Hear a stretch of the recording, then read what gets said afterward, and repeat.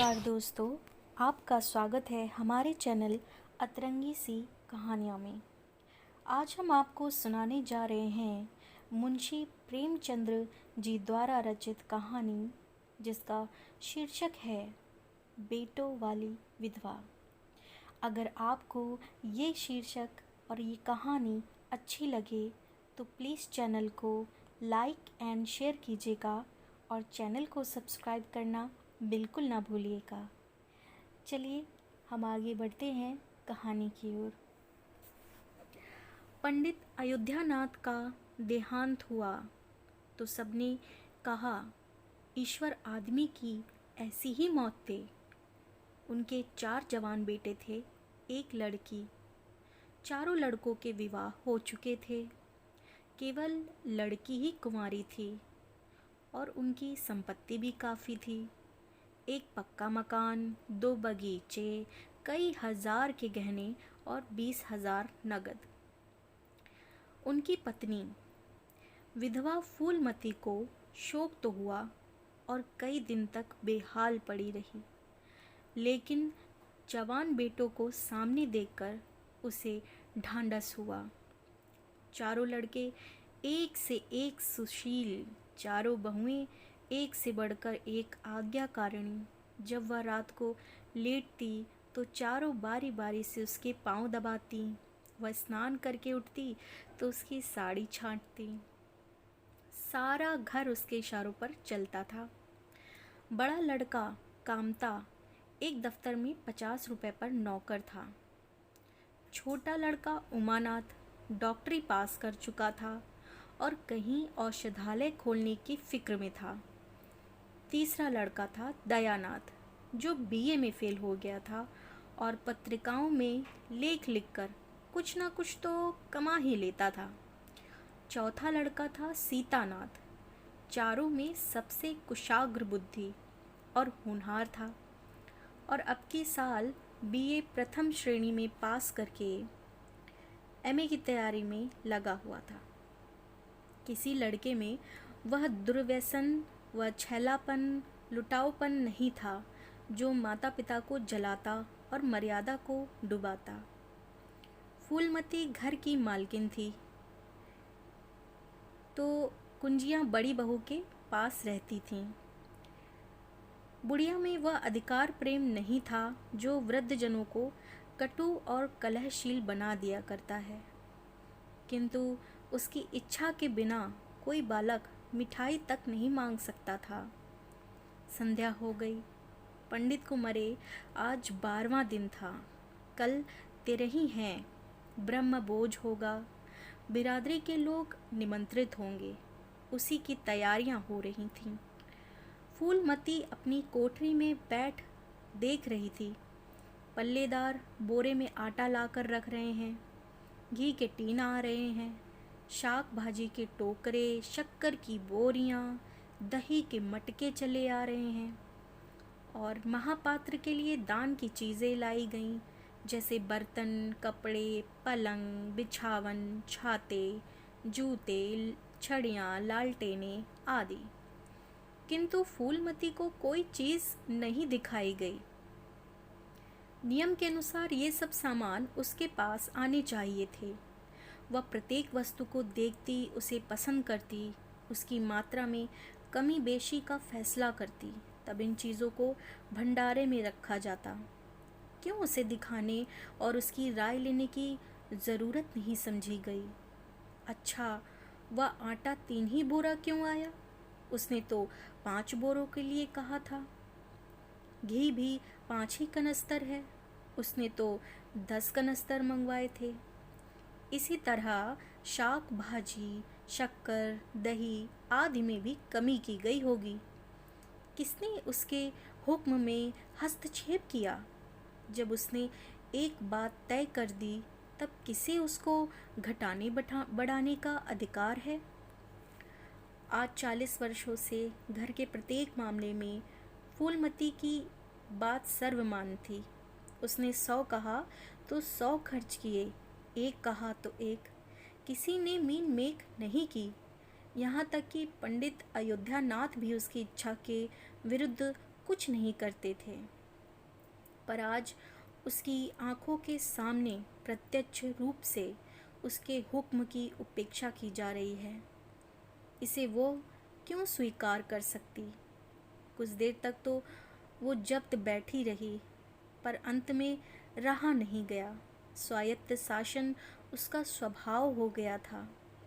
वह क्रोध में भरी हुई आई और कामतानाथ से बोली, क्या आटा 3 ही बोरे लाए? मैंने तो 5 बोरों के लिए कहा था, और घी भी 5 ही टिन मंगवाया। तुम्हें याद है मैंने 10 कनस्तर कहा था।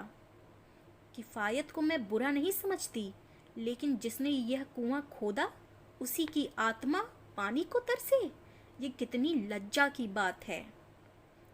कामतानाथ ने क्षमा याचना नहीं की, अपनी भूल भी स्वीकार नहीं की और लज्जित भी नहीं हुआ।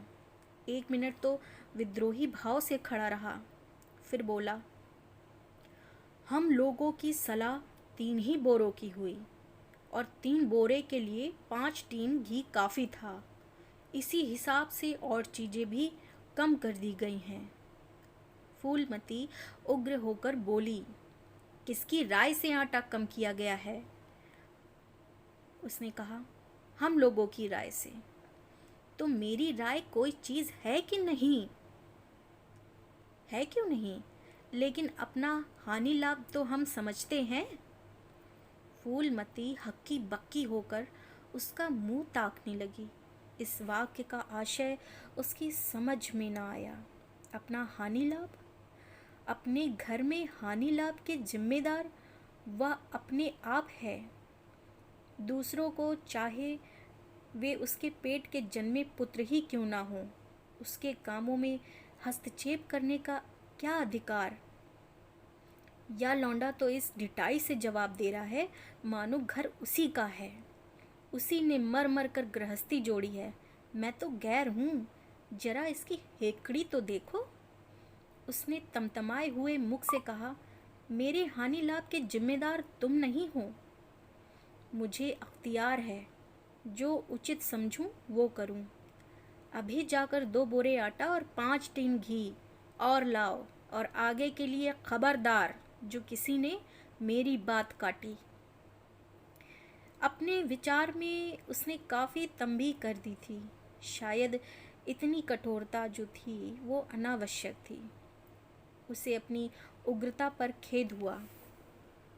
लड़के ही तो हैं, समझे होंगे कुछ किफ़ायत करनी चाहिए। मुझसे इसलिए नहीं पूछा होगा कि अम्मा तो खुद हर एक काम में किफ़ायत करती है। अगर इन्हें मालूम होता कि इस काम में मैं किफ़ायत पसंद नहीं करूँगी तो कभी इन्हें मेरी उपेक्षा करने का साहस नहीं होता। यद्यपि कामतानाथ अभी भी उसी जगह खड़ा था और उसकी भावभंगिमा से ऐसा ज्ञात होता था कि इस आज्ञा का पालन करने के लिए वह बहुत उत्सुक नहीं, पर फूलमती निश्चिंत होकर अपनी कोठरी में चली गई। पर ज्यों-ज्यों समय बीतने लगा, उस पर ये हकीकत खुलने लगी कि इस घर में अब उसकी वह हैसियत नहीं रही जो 10-12 दिन पहले थी। संबंधियों के यहाँ से न्योते में शक्कर, मिठाई, दही, अचार वगैरह आ रहे थे। बड़ी बहू इन वस्तुओं को स्वामिनी भाव से संभाल संभाल कर रख रही थी। कोई भी उससे पूछने नहीं आता। बिरादरी के लोग जो भी कुछ पूछते कामतानाथ से या बड़ी बहू से। कामतानाथ कहाँ का बड़ा इंतजामकार है, रात दिन भांग पिए पड़ा रहता है, किसी तरह रो धोकर दफ्तर चला जाता है, उसमें भी महीने में 15 नागों से कम नहीं होते। वो तो कहो पंडित जी का लिहाज करते हैं सब, नहीं तो कब का काम से निकाल देते। और बड़ी बहू जैसी फूहड़ औरत भला इन सब चीज़ों को क्या समझेगी? अपने कपड़े लत्ते तक तो जतन से रख नहीं सकती, चली हैं गृहस्थी चलाने। सब मिलकर कुल की नाक ही कटवाएंगे। वक्त पर कोई ना कोई चीज़ कम हो जाएगी। इन कामों के लिए बड़ा अनुभव चाहिए। कोई चीज़ या तो इतनी बन जाएगी कि मारी मारी फिरेगी, या इतनी कम हो जाएगी कि किसी की पत्तल तक ही नहीं पहुंचेगी। आखिर इन सबों को हो क्या गया है? अच्छा, बहू तिजोरी क्यों खोल रही है? वो मेरी आज्ञा के बिना तिजोरी खोलने वाली कौन होती है? चाबियां उसके पास हैं, जरूर, लेकिन जब तक मैं रुपए ना निकलवाऊं तिजोरी नहीं खुलती। आज तो इस तरह खोल रही है मानो मैं कुछ हूं ही नहीं। ये मुझसे बर्दाश्त नहीं होगा। वो झमक कर उठी और बहू के पास जाकर बोली, तिजोरी क्यों खोलती हो बहू? मैंने तो खोलने को नहीं कहा। बड़ी बहू ने निसंकोच भाव से उत्तर दिया, माँ जी, बाजार से सामान आया है तो दाम नहीं दिया जाएगा? कौन चीज़ किस भाव में आई है, कितनी आई है, मुझे कुछ नहीं मालूम। जब तक हिसाब किताब ना हो जाए रुपए कैसे दिए जाएं? हिसाब किताब सब हो गया है। किसने किया? अब मैं क्या जानूं किसने किया? जाकर मर्दों से पूछो। मुझे हुक्म मिला रुपए लाकर दे दो तो लिए जाती हूँ। फूलमती खून का घूंट पीकर रह गई। इस वक्त बिगड़ने का अवसर नहीं था। घर में मेहमान, स्त्री पुरुष सब भरे हुए थे। अगर इस वक्त उसने लड़कों को डांटा तो लोग यही कहेंगे कि इनके घर में पंडित जी के मरते ही फूट पड़ गई। दिल पर पत्थर रखकर फिर अपनी कोठरी में फूलमती चली गई। जब मेहमान विदा हो जाएंगे तब वो एक एक की खबर लेगी। तब देखेगी कौन उसके सामने आता है और क्या कहता है। इनकी सारी चौकड़ी बुला देगी। किंतु कोठरी के एकांत में भी वो निश्चिंत नहीं बैठी थी। सारी परिस्थिति को गिद्ध दृष्टि से देख रही थी। सारी बिरादरी एक साथ पंगत में बैठा दी गई। भोज आरंभ हुआ। आंगन में मुश्किल से 200 आदमी बैठ सकते हैं। ये 500 आदमी इतनी सी जगह में कैसे बैठ जाएंगे? क्या आदमी के ऊपर आदमी बिठाए जाएंगे? 2 पंगतों में लोग बिठाए जाते तो क्या बुराई हो जाती? यही तो होता कि 12 बजे की जगह 2 बजे भोज समाप्त होता। मगर यहाँ तो सबको सोने की जल्दी पड़ी हुई है। किसी तरह ये बला सिर से टले और चैन से सोएं। लोग कितने सटकर बैठे हुए हैं, किसी को हिलने की भी जगह नहीं। पत्तल एक के ऊपर एक रखे हुए हैं। पूड़ियाँ ठंडी हो गई हैं। मैदे की पूड़ियाँ ठंडी होकर चिमड़ी हो गई हैं। इन्हें कौन खाएगा? रसोइयों को कढ़ाव पर से न जाने क्यों उठा दिया गया है। ये सब बातें नाक कटाने की हैं। अचानक शोर मचा। सब्जी में नमक नहीं। बड़ी बहू जल्दी जल्दी नमक पीसने लगी। फूलमती क्रोध के मारे ओंठ चबा रही थी। इस अवसर पे तो नहीं बोल सकती थी। बोरे भर नमक पिसा और पत्तलों पर डाला गया। इतने में फिर शोर मचा। पानी गर्म है, ठंडा पानी लाओ। ठंडे पानी का भी कोई प्रबंध नहीं था, ना ही बर्फ़ मंगाई गई थी। अब इतनी रात में बर्फ़ मिले तो कहाँ मिले? आदमी खाली हाथ वापस आ गए। मेहमानों को वही नल का गर्म पानी पीना पड़ा। फूलमती का बस चलता तो लड़कों का मुंह नोच लेती। ऐसी छीछा लेदर उसके घर में कभी नहीं हुई थी। उस पर सब मालिक बनने के लिए मरते हैं। बर्फ़ जैसी ज़रूरी चीज़ मंगाने की भी किसी को सुध नहीं थी। सुध कहाँ से होती? किसी को गप लड़ाने से फुर्सत मिले तब ना। मेहमान भी अपने दिल में क्या कहेंगे कि चले हैं बिरादरी को भोज देने और घर में बर्फ़ तक नहीं। अच्छा, फिर ये हलचल क्यों मच गई? अरे, लोग पंगत से उठ रहे हैं, क्या मामला है? फूलमती कोठरी से निकलकर बरामदे में आई और कामतानाथ से पूछा, क्या बात हो गई लल्ला? लोग क्यों उठे जा रहे हैं? कामतानाथ ने कोई जवाब नहीं दिया। वो वहाँ से खिसक गया। फूलमती झुंझला के रह गई। फिर उसे एक कहारन मिल गई। फूलमती ने उससे भी यही प्रश्न किया। मालूम हुआ किसी के शोरबे में मरी हुई चूहिया निकल आई। फूलमती चित्रलिखित सी वहाँ खड़ी रह गई। भीतर मानो ऐसा उबाल उठ रहा हो कि दीवार से सिर टकरा ले। अब आगे भोज का प्रबंध करने चले थे। इस फूहड़पन की कोई हद है? कितने आदमियों का धर्म सत्यानाश हो गया, फिर पंगत क्यों ना उठ जाए। भैया, आंखों से देखकर कौन अपना धर्म गवाएगा। सारा किया धरा मिट्टी में मिल गया। बदनामी हुई अलग से और सैकड़ों रुपए पर पानी फिर गया।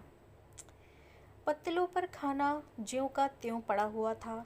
चारों लड़के आंगन में लज्जित खड़े थे, एक दूसरे को इल्ज़ाम दे रहे थे। बड़ी बहू अपनी देवरानियों पर बिगड़ रही थी। देवरानियां सारा दोष कुमुद के सिर पर डाल रही थी और कुमुद खड़ी रो रही थी।